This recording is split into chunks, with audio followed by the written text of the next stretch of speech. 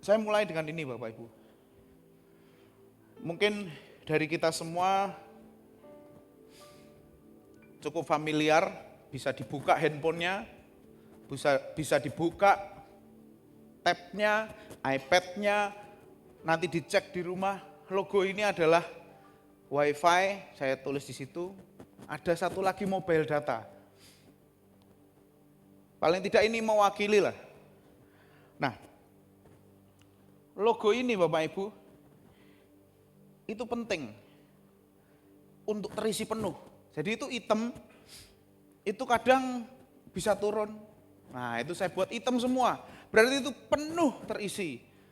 Baik yang wifi-nya biasanya dekat kepada pusat daripada pemancarnya, dekat sama routernya. Kalau mobile data, wah ini berarti sinyalnya bagus. Sehingga kita bisa terhubung. Perangkat device kita, baik handphone, baik laptop, tab iPad bisa terhubung. Dan kita bisa di situ bermain media sosial. Kita bisa terhubung juga dengan orang lain. Dan kita akan menjadi, di situ saya tulis, kita akan menjadi gelisah, kita akan menjadi khawatir, bahkan kadang jengkel ketika masuk ke dalam tempat, misalkan ke kafe gitu, atau misalkan kita nginep di suatu tempat di hotel, ternyata waktu kita tanya sama resepsionisnya, Mbak wifi-nya apa? Oke, ini passwordnya. Ketika kita nyambungin, nah yang keluar logo itu. Berarti tidak bisa terhubung. Wah kita, waduh gimana ini? Wah gitu. Katanya free wifi, tapi kenyataannya kok nggak bisa nyambung. Saya nggak bisa update status saya.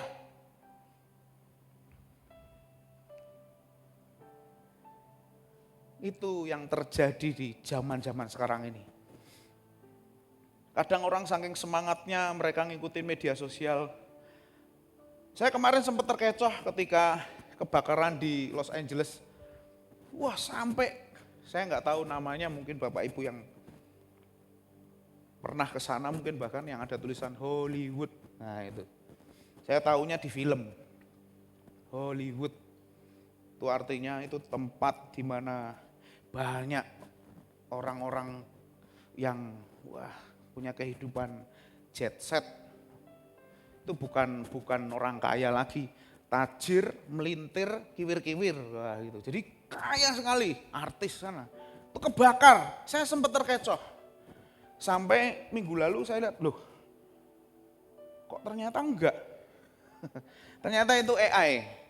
Saya enggak tahu mana yang benar. Jadi karena banyak informasi, jadi kita itu kadang bingung mana yang benar ya. Yang kebakar ini atau enggak. Nah, ternyata terhubung dengan device, terhubung dengan media sosial di sana itu penting bagi kita. Dan itu namanya connected. Tetapi bagaimana dengan Tuhan? Bapak Ibu, setelah saya mencari, kalau dalam bahasa Indonesia namanya ya semua terhubung. Tetapi ketika saya mencari dalam kamus bahasa Inggris, bukannya Kominter enggak, tapi harus coba menggali dari berbagai literasi. Salah satunya saya ambil dari kamus bahasa Inggris. Ternyata connected itu punya pengertian yang lain dengan yang akan saya sampaikan. Connected itu artinya menggabungkan dua hal. Kemudian artinya menyambungkan sesuatu ke pasokan yang utama. Bisa bahan bakar, bisa di situ listrik, bisa di situ air, dan lain sebagainya. Connected juga berarti menghubungkan komputer. Jelas menyebutkan komputer. Atau perangkat seluler ke internet. Terus saya bingung lah, gimana kita manusia ketika berbicara dengan Tuhan, tapi di sini kok nggak ada sesuatu yang sifatnya manusiawi di situ. Semua artinya perangkat. Tahu ya Bapak Ibu maksudnya? Semua harus ada alatnya, bukan manusia. Alat menggabungkan dua hal. Dua hal itu bukan dua person, dua manusia, bukan. Dua hal. Misalkan handphone sama wifi bisnet misalkan. Handphone saya tethering sama istri saya. Saya connect sama wifi-nya rumah saya misalkan. Itu namanya dua hal, bukan manusia. Tetapi bagaimana ketika kita sama Tuhan? Tidak ada istilahnya menghubungkan pribadi atau orang, atau sifatnya ya menghubungkan sekedarnya. Saya cari lagi, masa sih? Ternyata ada. Tapi misalkan, zaman sekarang ada yang saya mau misalkan ke tempat A, saya pesan namanya GrabCar. Saya pesan namanya Maxim, saya pesan namanya taksi lah. Saya dihubungkan sama orang itu. Tapi hubungannya hanya sekedar, Pak saya mau ke sana, udah anterin selesai, udah. Pak udah ya kasih bintang 5 lah. Udah dibayar pakai GoPay lah. Atau Bapak Ibu mau pesan makanan, terhubung sama mereka. Tapi sifatnya sekedarnya. Enggak terus datang, Bapak alamat rumahnya di mana? Kesukaannya apa? Statusnya apa? Punya keluarga atau belum? Bapak kesini naik apa? Oh enggak ada. Yang penting saya pesan, datang, selesai. Enggak ada kelanjutannya ceritanya. Normalnya gitu. Itulah yang namanya connected. Tetapi ketika berhubungan sama Tuhan, saya enggak ngomong sama orang lain, sama Tuhan. Walaupun sama orang lain juga bisa. Tapi kita bahasnya sama Tuhan. Karena judulnya aja Intimacy with God. Jadi ketika kita berhubungan sama Tuhan, itu enggak pakai istilah connected. Tapi lebih dari connected, yaitu relationship. Makanya ketika kita menulis profil kita, di situ terus in a relationship. Saya sedang menjalin hubungan sama seseorang. Saya sedang menjalin intimacy dengan seseorang.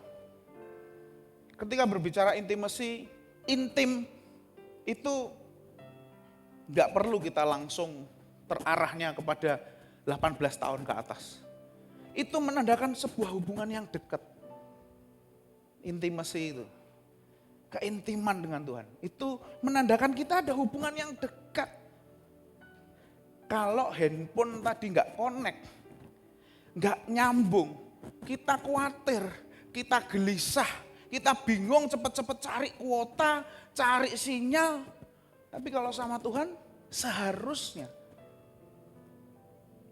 kita pun seperti itu. Atau bahkan lebih.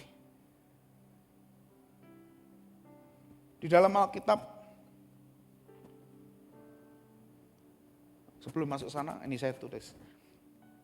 Untuk menyatakan intimacy with God, maka lebih dari sekedar connected. Yaitu relationship, tadi saya sudah jelaskan.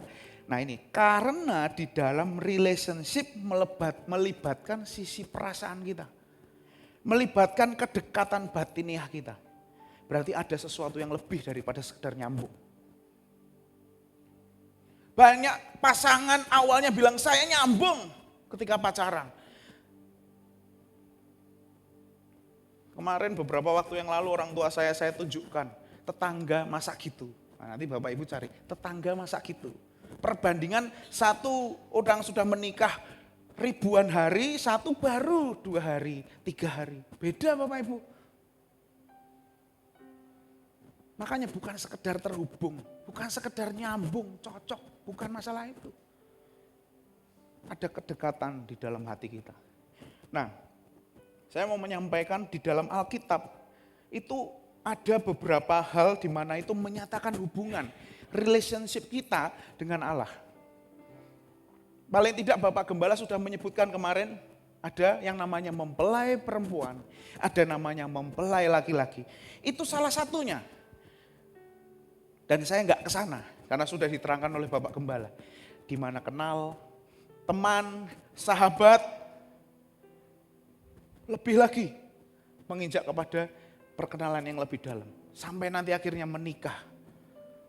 Nggak ada orang ketemu di jalan langsung, will you marry me? Nggak ada.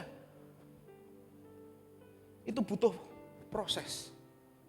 Nah, saya mau menyampaikan Alkitab menyatakan hubungan atau relationship antara Allah dengan kita dalam beberapa hal. Yang pertama adalah pencipta dengan ciptaan. Tentunya di dalam pencipta dengan ciptaan, siapa yang jadi pencipta, siapa yang ciptaan itu jelas. Atau paling tidak Bapak Ibu bisa baca apa yang sudah saya tulis di depan. Karena ini akan banyak ayat, saya sudah tulis, jadi nanti memudahkan juga tim multimedia biar nggak pindah-pindah. Di situ dikatakan, maka Allah menciptakan manusia itu menurut gambarnya. Perhatikan yang saya garis bawahi. Menurut gambar Allah diciptakannya mereka. Saya garis bawahi lagi kedua kali. Laki-laki dan perempuan diciptakannya mereka. Kejadian 1 ayat 27. 3 kali penulis kitab Kejadian mau menegaskan posisinya. Allah lah pencipta kita. Oh, saya sudah tahu. Saya sudah ngerti itu kok. Yes. Dalam keadaan kita sadar, dalam keadaan kita yang baik. Seringkali kita sadar. Saya minum ya Bapak Ibu.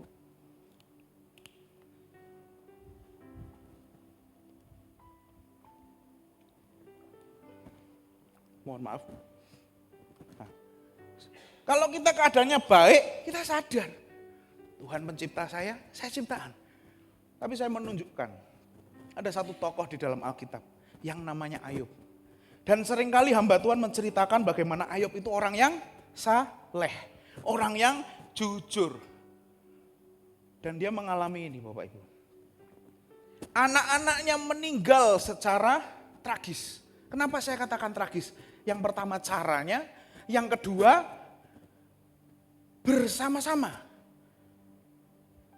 Kalau 10 anaknya meninggal 1, sedih, bukan berarti gak sedih. Tapi minimal masih ada 9 lah. Masih ada orang yang bisa saya lihat mengenang yang satu ini. Tetapi bagaimana kita ke 10-10-nya sekaligus? Dengan cara yang tragis. Gak cukup sampai di situ. Pegawainya datang, bilang,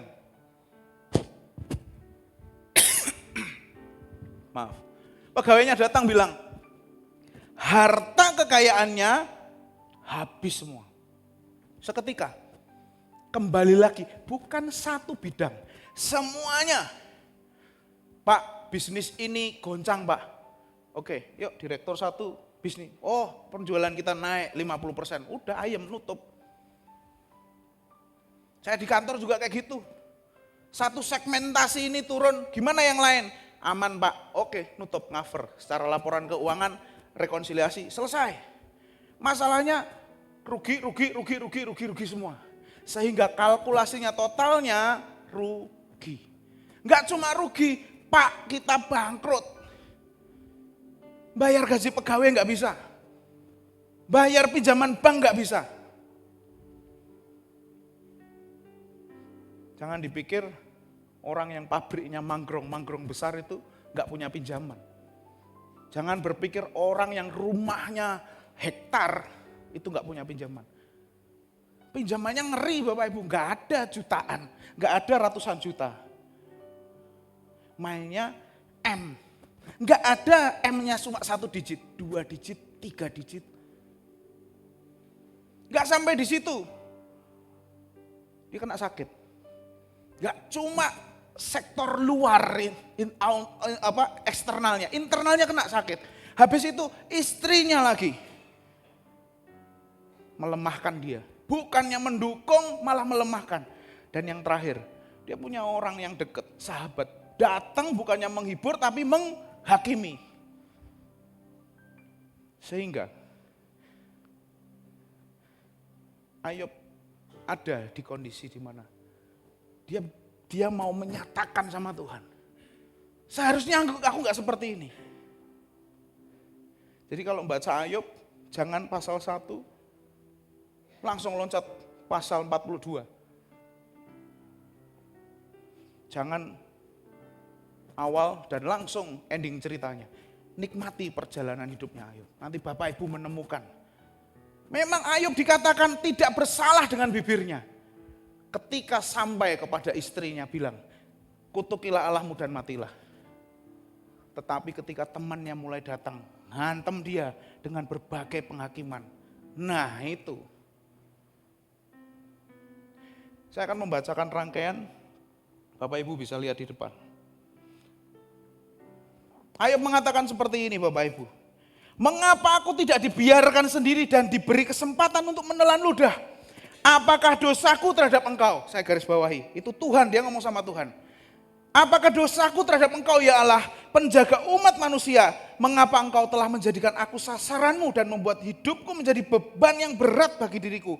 Mengapa engkau tidak mengampunkan dosaku dan tidak menghapuskan kesalahanku karena tidak lama lagi aku akan mati terbaring di dalam tanah. Dan bila engkau mencari aku sudah gak ada. Gak cukup sampai di situ. Maka Ayub melanjutkan uraiannya. Demi Allah yang hidup. Apa Bapak Ibu? Yang apa? Engkau itu gak memberi keadilan sama aku. Demi Allah yang maha kuasa, yang kuasa, yang memedihkan hatiku. Ayat lagi. Pembelaan Ayub yang terakhir kepada teman-temannya. Aku bernasar demi Allah yang hidup. Yang telah apa? Merampas segala hakku. Juga demi Allah yang maha kuasa yang telah menjadikan hatiku pedih. Saya tadi katakan ketika keadaan kita fine-fine aja. Engkau pencipta Tuhan, saya ciptaan. Tapi ketika keadaan kita mulai dalam keadaan yang dihantam kanan kiri, hook kanan, jab kiri, uppercut, pet. Kita KO, kita mulai berkata-kata. Masihkah kita tidak bersalah dengan bibir mulut kita? Dan Tuhan berkata seperti ini kepada Ayub.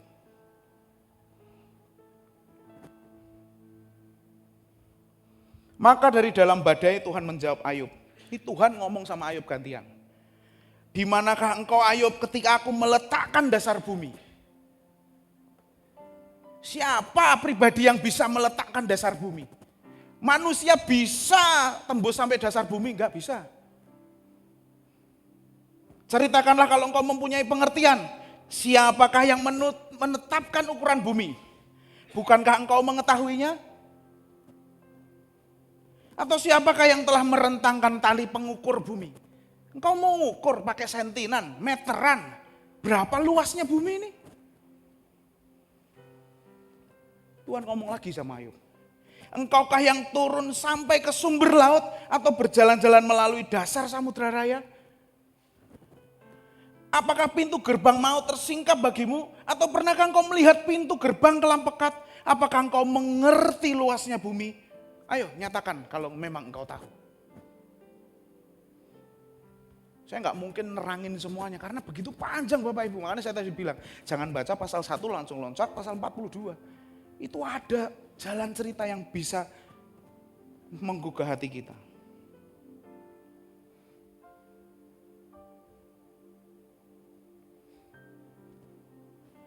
Maka jawab Tuhan kepada Ayub. Dikatakan, Tuhan mengatakan Ayub ini apa? Apakah si pengecam hendak berbantah dengan yang maha kuasa? Hendaklah yang mencela Allah. Ini yang ngomong Tuhan loh. Bukan temannya Ayub. Maka dalam badai Tuhan menjawab Ayub. Bersiaplah engkau sebagai laki-laki. Aku akan menanyai engkau dan engkau memberitahu aku. Apakah engkau hendak meniadakan pengadilanku? Mempersalahkan aku. Supaya engkau dapat apa Bapak Ibu? Membenarkan dirimu. Tuhan, kalau engkau melihat hidupku itu murni Tuhan. Engkau akan mendapati emas yang murni.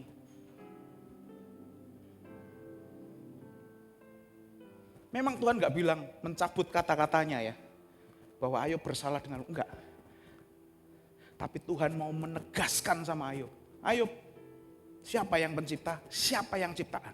Andai kata sesuatu hal yang terjadi padamu itu menurutmu buruk, apakah engkau mau meniadakan pengadilanku dan menyalahkan aku sehingga engkau berkata benar?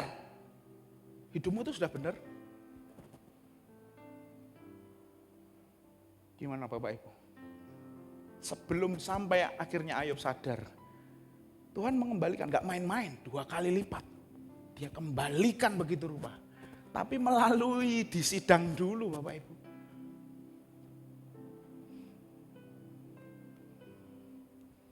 Oke, yang kedua. Hubungan Allah dengan manusia. Itu dikatakan di dalam Alkitab adalah Tuhan dan umatnya. Sebab engkaulah umat yang kudus bagi Tuhan Allahmu. Engkaulah yang dipilih oleh Tuhan Allahmu dari segala bangsa di atas muka bumi untuk menjadi umat kesayangan Tuhan. Senang Bapak Ibu. Siapa sih orang Israel? Kalau bukan karena kasihnya Tuhan. Dikatakan di sana, Tuhan jatuh hati sama orang Israel itu bukan karena wah jumlahnya besar. Berarti ini bangsa yang kuat. Sampai detik ini kalau dilihat dari segi ukuran daerahnya, Israel itu kecil Bapak Ibu. Sampai hari ini. Bukan karena engkau banyak pasukannya dikatakan. Bukan karena apapun yang kau miliki, tetapi hanya karena kasih Tuhan. Dan Tuhan pernah berjanji kepada Abraham, Ishak dan Yakub. Tuhan itu menepati janjinya.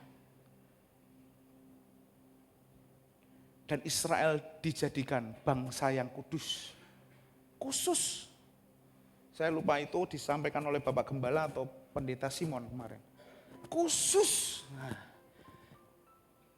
Dan ini juga ada di dalam hidup kita. Kita itu siapa Bapak Ibu? Bangsa Israel? Bukan. Kalau dibilang, berarti saya enggak menerima janjinya Tuhan kepada Abraham, Ishak dan Yakub dong. Secara lahiriah memang enggak. Hidung kita enggak mancung. Dijajarke sama orang Israel. Waduh, beda jauh. Perawakan kita enggak masuk. Tetapi dikatakan, karena kasih Tuhan saja. Dia mengangkat kita yang awalnya bukan umatnya, menjadi umat Allah. Kita dahulu bukan umat Allah, sekarang dijadikan umat Allah. Bapak Ibu bisa catat ya, 1 Petrus 2 ayat 10. Kita itu dulu bukan umat Allah. Kita itu dulu seterunya Allah. Kita itu dulu musuhnya Allah Bapak Ibu. Karena kita hidup dalam dosa. Dikatakan persekutuan dengan dunia itu artinya perseteruan dengan Allah. Kalau kita tidak percaya kepada Tuhan, berarti kita musuhnya. Hanya ada 2 pilihan. Kamu mau sekutunya Allah atau musuhnya Allah. Dan ketika kita datang ke sini, Bapak Ibu yang memastikan, bukan saya. Karena saya tidak tahu isi hati Bapak Ibu. Apakah orang yang datang ke gereja berarti selalu hatinya kepada Allah? Jawab sendiri. Yudas Iskariot itu ada di sampingnya Tuhan Yesus loh. Dia ikut pelayanan. Ketika murid-muridnya ditugaskan, Yudas Iskariot juga ada. Ada mujizat terjadi. Ada hal yang heran terjadi. Tapi dia pula yang menyerahkan Tuhan Yesus. Bapak Ibu bisa koreksi diri sendiri. Saya bisa koreksi diri saya sendiri. Jane aku ini umat Tuhan atau musuhnya Tuhan? Kalau kita umat Tuhan, umat kesayangannya Tuhan, maka kita percaya dan yakin. Kalau dalam Roma dikatakan percaya dengan hati kita, mengaku dengan mulut kita. Kita percaya bahwa dosa kita sudah diampuni. Kita percaya bahwa kita ini sekarang yang dulunya musuh Allah, sekarang jadi umat kesayangannya Allah.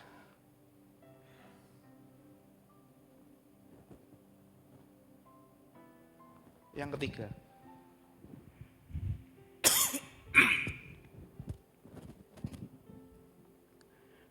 Bapa dan anak. Saya ambil referensinya dari Lukas 11 ayat 11 sampai 13. Bapa manakah di antara kamu jika anaknya minta ikan daripadanya, maka ia akan memberikan ular, kepada anaknya itu ganti ikan. Atau jika ia minta telur akan memberikan kepadanya kalajengking. Kita baca sama-sama ini Bapak Ibu. Jadi, 1, 2, 3. Jadi.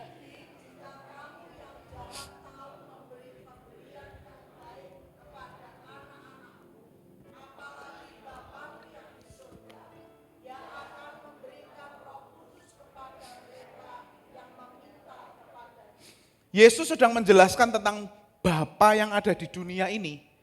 Itu Bapa jahat itu dalam artian seperti ini. Bukan berarti bapaknya itu jahat. Wong namanya memberikan, anaknya minta, Pak aku minta roti, dikasih roti. Pak aku minta telur, dikasih telur. Enggak dikasih kalajengking. Itu Bapa yang baik. Tapi dikatakan bapamu yang dunia yang jahat. Karena potensi dosa itu terus ada untuk kita melakukan hal yang jahat. Kalau kita yang jahat ini, yang bisa ngomong sama Tuhan seperti Ayub tadi, yang bisa bersungut-sungut kepada Tuhan seperti bangsa Israel, dikatakan sama anak kita mengasihi demikian rupa. Dan Tuhan Yesus sedang membandingkan Bapa yang ada di dunia dengan Bapa yang di surga. Dan itu berarti adalah Tuhan kita adalah apa Bapak Ibu? Bapa yang baik. Namanya Bapa yang baik itu mencukupi kebutuhan. Kalau Bapak Ibu baca di Matius 6 ayat 9 sampai 13 itu tentang doa Bapa kami. Bapa yang baik itu tempat kita untuk minta. Doa Bapa kami itu kan minta loh, berikanlah, berikanlah. Berikanlah, Tuhan aku butuh ini Tuhan. Tuhan aku sakit, sembuhkan aku Tuhan. Tuhan hatiku sedang luka, bebat hatiku Tuhan. Minta kan? Dan Bapa kita itu Bapa yang baik. Memenuhi kebutuhanmu. Bahkan ada ayat dikatakan menurut kekayaan dan kasihnya. Luar biasa. Cuma masalahnya Bapa yang baik itu enggak cuma bermasalah mencukupi. Enggak cuma masalah provide. Kita butuh apa dikasih, kita perlu apa dibantu. Enggak. Hai anakku, janganlah anggap enteng didikan Tuhan. Dan janganlah putus asa apabila engkau diperingatkannya. Karena, bagian ini biar Bapak Ibu yang baca lah. Karena Tuhan, dan Ia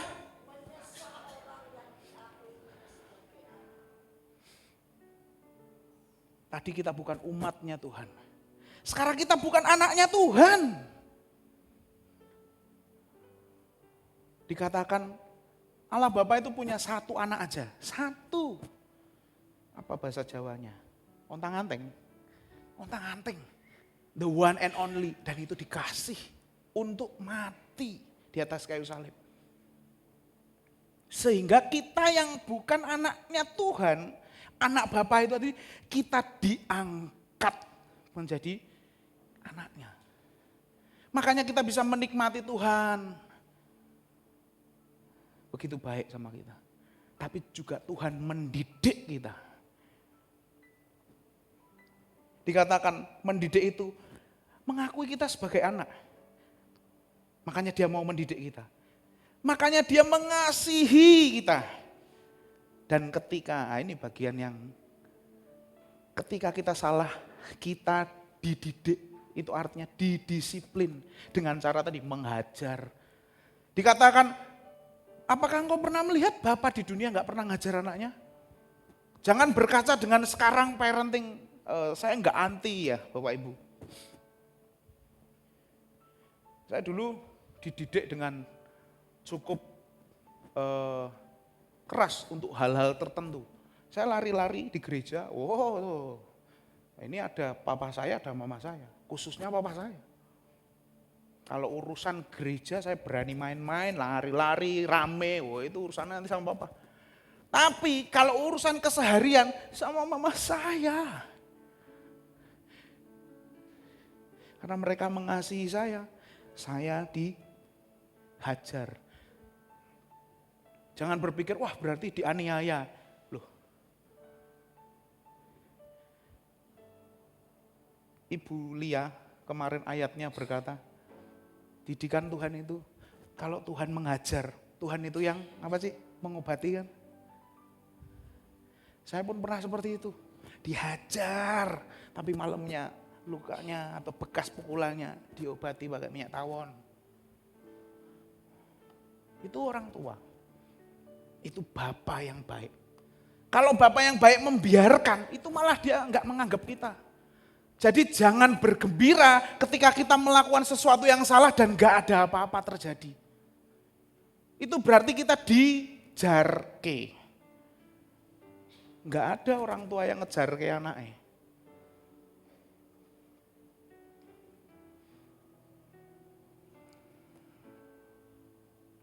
Yang keempat, yang terakhir, sebenarnya banyak, tapi yang keempat. Tuan dan hamba. Sebab hal kerajaan surga sama seperti seorang yang mau berpergian ke luar negeri. Yang memanggil hamba-hambanya dan mempercayakan hartanya kepada mereka. Enggak usah ke luar negeri. Kami di pastori, kalau kami misalkan pergi ke Semarang, nggak usah jauh-jauh lah, ke Semarang, ke Tegal nggak usah jauh-jauh, pasti titip. Kalau saya nggak diajak ya, Pran titip rumah ya. Kalau saya yang diajak, misalnya Evi yang di rumah, Evi titip rumah ya. Kalau saya dan Evi diajak, ya Feber titip rumah ya. Kalau kami sepastori pergi, Molly titip rumah ya, Tori titip rumah ya, gitu. Kalau ada orang gak dikenal, gonggong misalnya seperti itu. Tapi ini konteksnya adalah ketika Tuhan itu pergi, dia mempercayakan harta kepada hamba-hambanya. Yang seorang diberikan 5 talenta, Bapak Ibu tahu ceritanya, yang 1, ada lagi yang 2, dan yang terakhir 1. Nah ini masing-masing menurut kesanggupannya. Bedanya Tuhan di dunia dan Tuhan dalam konteks cerita Yesus menggambarkan hubungan antara Allah dan manusia. Bapak Ibu banyak sekali Tuhan di dunia ini salah mengambil keputusan. Saya dulu karyawan. Saya tahu apa namanya, kok wong iku sih saya dikai. Endingnya memang gak jadi. Karena orang itu pinter ngomong sama tuannya. Oh kayak gini bisa bos, aman. Begitu dikasih, nyalah ke orang, nyalah ke mesin, nyalah ke yang lain. Wah ini perencanaannya gimana, wah saya mau kerja gak bisa, bahan baku gak ada. Udah itu ajang salah-salahan. Karena memang dia gak mampu. Tapi Tuhan itu tahu kapasitas kita. Jadi kalau Bapak Ibu dikasih kepercayaan, apa aja deh. Saya dikasih kepercayaan punya mobil misalkan. Karena Tuhan tahu. Saya bisa nyetir. Ada orang yang gak bisa nyetir dikasih mobil. Karena dia bisa ngerawatnya.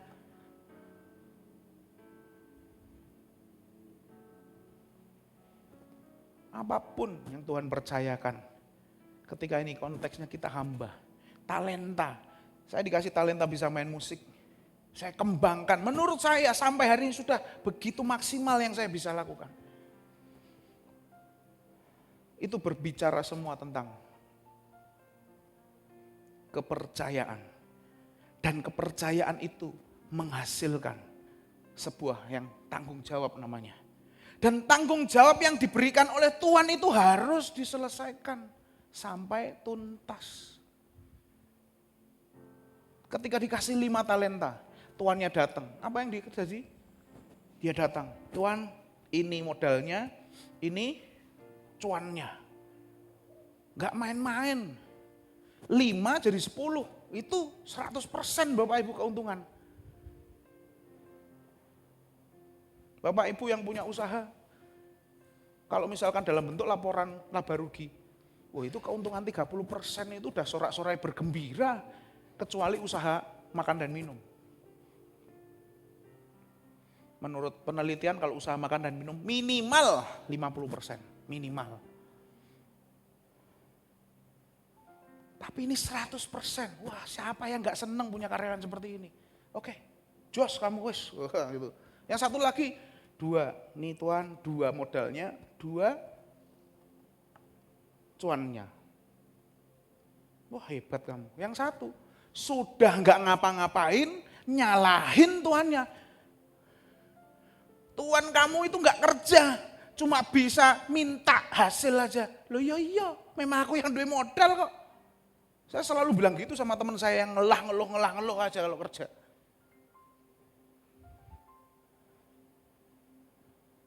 Ya memang pimpinan itu memberikan tanggung jawab, dia menerima hasil. Karena setelah itu dia akan punya pemikiran lagi untuk mengembangkan usahanya. Ya seperti itu. Jadi kita hamba harus bisa dipercaya, harus bertanggung jawab dan menyelesaikan semua tugas dengan tuntas. Kemudian bagaimana sikap kita Bapak Ibu? Saya sudah nerangkan panjang lebar. Bagaimana sikap kita? Saya ngambilnya nggak usah yang terlalu ribet. Sederhana aja. Takutlah akan Allah. Takut itu banyak jenisnya. Banyak modelnya, banyak alasannya, banyak penyebabnya.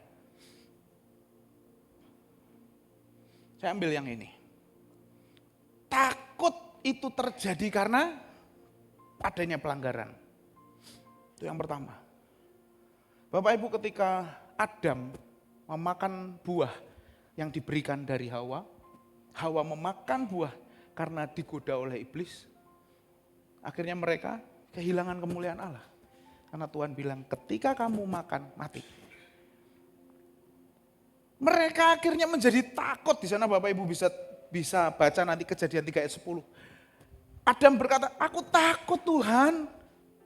Ketika aku tahu engkau masuk ke taman ini, aku takut. Dan dia bersembunyi. Artinya dia menjauh dari Allah. Ketika kita melakukan pelanggaran, kita malah menjauh. Enggak dibenerin, tapi malah tambah jauh. Bapak Ibu kalau wifi sini, di sana sinyalnya kuat, kita jauh. Di luar batas itu, enggak dapat sinyal. Lost kontak. Tetapi ada juga yang satu lagi, yang bernama Daud. Ketika dia melakukan pelanggaran yang begitu rupa. Dia merencanakan sebuah pembunuhan berencana. Karena apa? Karena dia sudah membuat istri anak buahnya mengandung. Takut ketahuan, dia mau, supaya dibuat drama. Udah kamu tak buat mabuk, udah kamu pulang. Jadi kalau istrimu hamil, berarti karena kamu. Aman saya. Ternyata saya tidak mau Tuhan. Saya tidak mau. Teman-temanku perang di medan perang kok malah saya pulang. Sama istri saya tidak mau. Lah, berarti kan tertutup kans untuk Daud bisa terlepas dari segala tuduhan. Ini tidak ngomong Tuhan Bapak, ini ngomong sesama loh ini. Ancaman hukumannya, dugaan tindak pidananya, waduh jelas.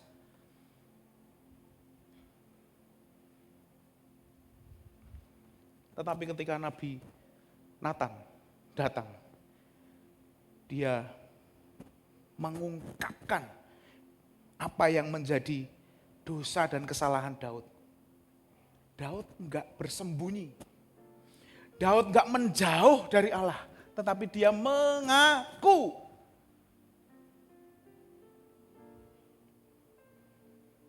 Setelah dia mengaku,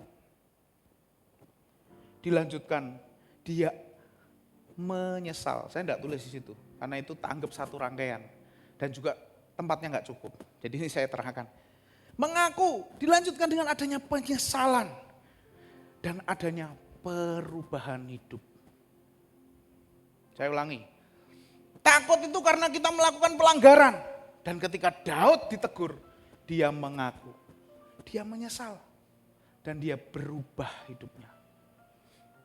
Bahkan dikatakan ketika nanti Bapak Ibu bisa baca di Mazmur pasal 51, saya tulis ayat 1 sampai 5, dilanjutkan ayat 9 sampai 13. Bapak Ibu bisa baca di rumah. Daud itu memang takut, tapi bukan takut dalam konteks sama seperti Adam. Dia takut Tuhan itu jauh. Makanya dia mendekat kepada Tuhan.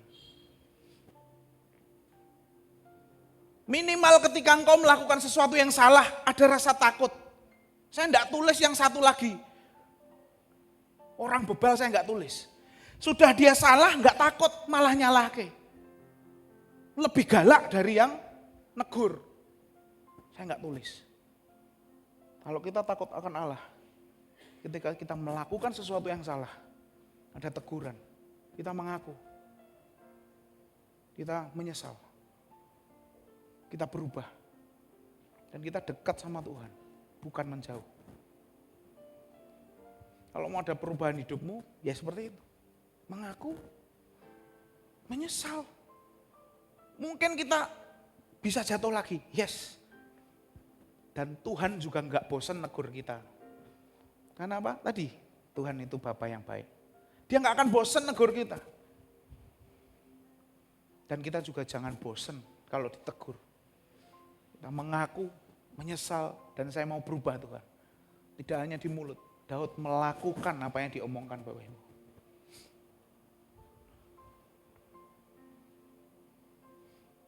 Kemudian takut akan Allah itu juga berarti adanya rasa hormat sama Allah. Rasa hormat itu menghadirkan rasa yang peka dalam hati kita sehingga kita enggak sembarangan bertindak dalam hidup.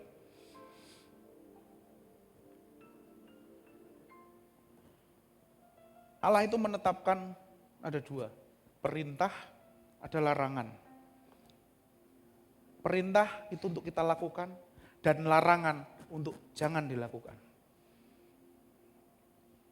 Contoh Yusuf. Kejadian 39 ayat 8 sampai 9. Ketika dia digoda di depan mata, enggak ada orang, aman. Enggak ada yang lihat. Ketika istri tuannya seneng sama Yusuf. Sudah itu kesempatan terbuka, apalagi ini namanya laki-laki masih muda dikatakan ganteng lagi. Wah gitu kan. Ternyata hari itu ternyata peribahasa atau ungkapan atau apa istilahnya di masyarakat. Jenenge kucing dikai gereh pasti orang nolak. Hari itu enggak berlaku.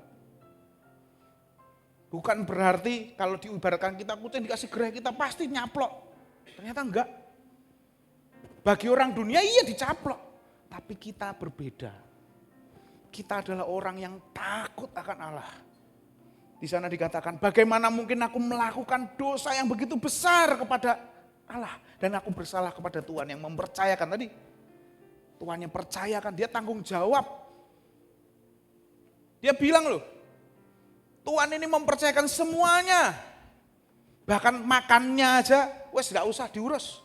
Semua tersedia dengan baik. Kecuali engkau, karena engkau itu istrinya. Sekalipun tuannya gak perlu ngomong, diperjelas.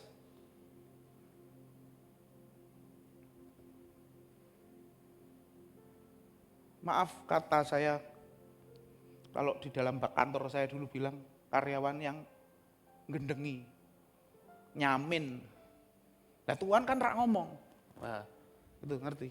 Jangan jadi orang nyamin. Sekalipun Tuhannya nggak bilang, semua ini ya tak percayakan, istriku jangan diapa-apain.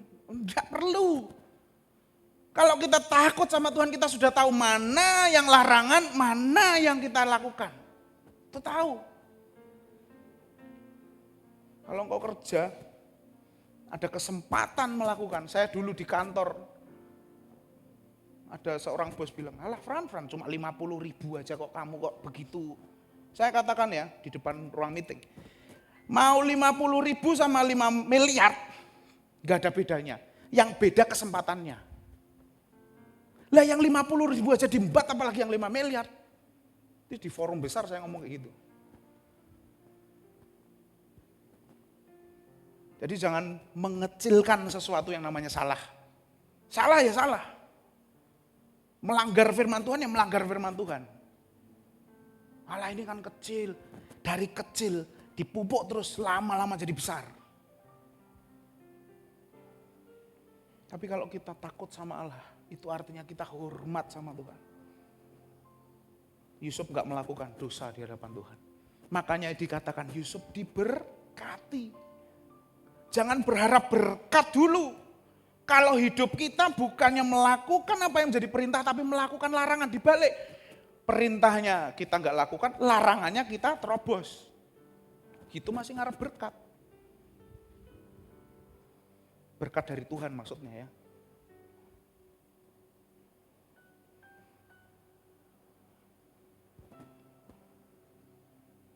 Nah ini Bapak Ibu yang baca. 1, 2, 3.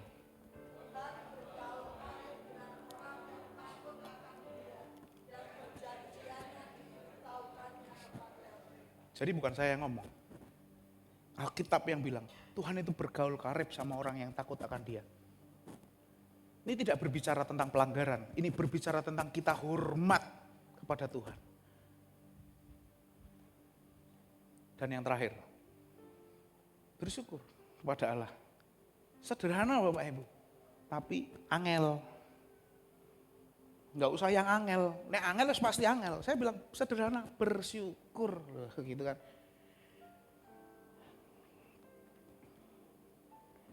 Bersyukur. Orang yang bersyukur itu alasannya satu, menerima, mendapat.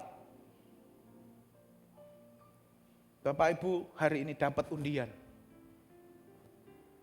Dari bangkah, dari apapun itu. Wah, ucapan syukur, terima kasih Tuhan, terima kasih Tuhan. Ada apa? Alasan rasional. Masuk akal. Namanya kita mendapatkan itu gak cuma undian. Kita mendapatkan apa yang kita minta. Kita mendapatkan keselamatan. Wah, waktu mau nyebrang jalan, wah no becak. Wah. Terima kasih Tuhan, aku masih selamat. Bersyukur. Ada alasan rasional. Ayat ini Bapak Ibu, bersyukurlah kepada Tuhan sebab Ia baik. Bahwasanya untuk selama-lamanya kasih setianya. Bisa dicatat ayatnya. Mau difoto buat status tapi sama saya. Artinya apa? Bersyukurlah kepada Tuhan. Di situ ada tanda seru. Artinya ini adalah sebuah perintah. Saya tuliskan di sana, sekalipun gak ada alasan rasional. Sekalipun kita gak terima yang kita minta mungkin. Tuhan aku kok sampai sekarang batuk rak mari-mari. Minum obat sudah 3 botol. Bersyukur. Minimal batuk saya ada jedanya. Enggak wah. Bersyukur. Sekalipun enggak ada alasan yang rasional. Artinya bersyukur dalam segala keadaan.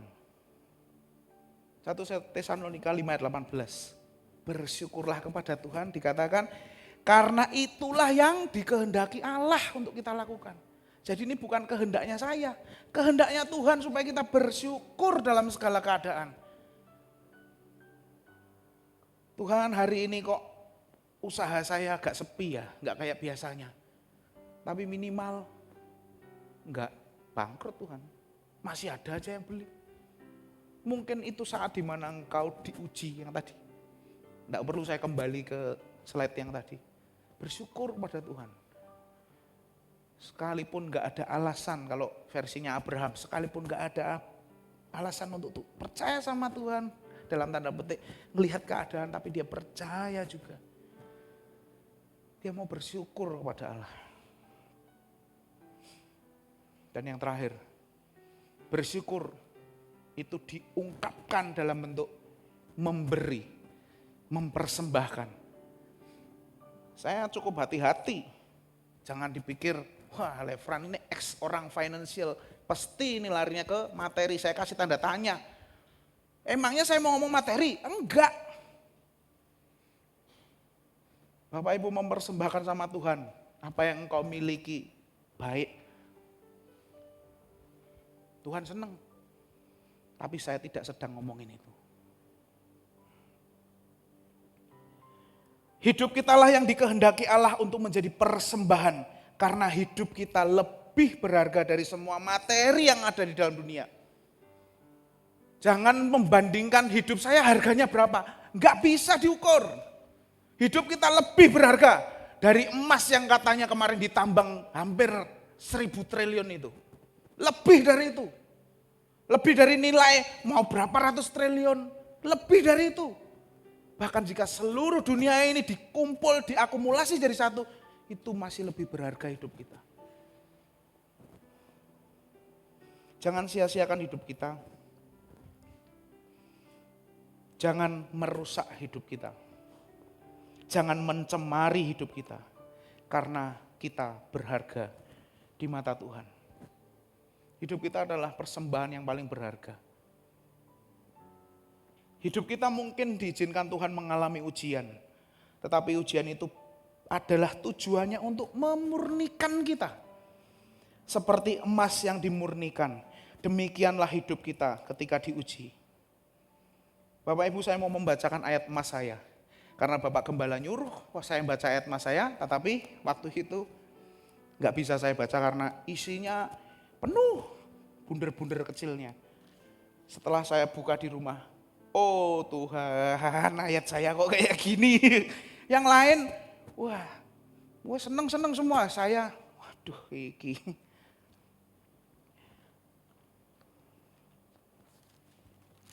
Tolong dibukakan ya, saya minta tolong.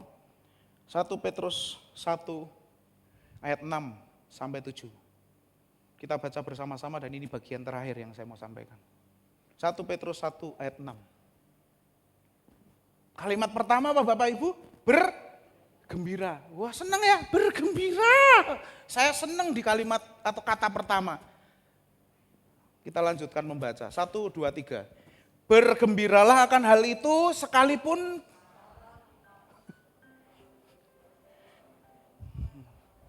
Oke, ayat yang ke-7. 1, 2, 3.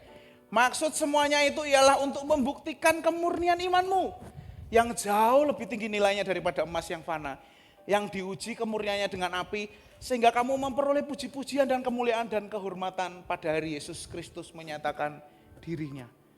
Bapak Ibu, bergembiralah sekalipun, bersyukurlah sekalipun keadaanmu tidak rasional untuk kita bersyukur. Dan ini sebagai hal terakhir yang saya mau sampaikan. Semakin kita diuji, semakin murni hidup kita. Emas itu dimurnikan sedemikian rupa. Hidup kita dimurnikan sedemikian rupa. Dan ketika hidup kita persembahkan sama Tuhan, kita sedang mempersembahkan emas 24 karat. Amin. Silakan pemimpin puji-pujian, Om Pepper tolong maju. Kita akan menyanyikan sebuah pujian.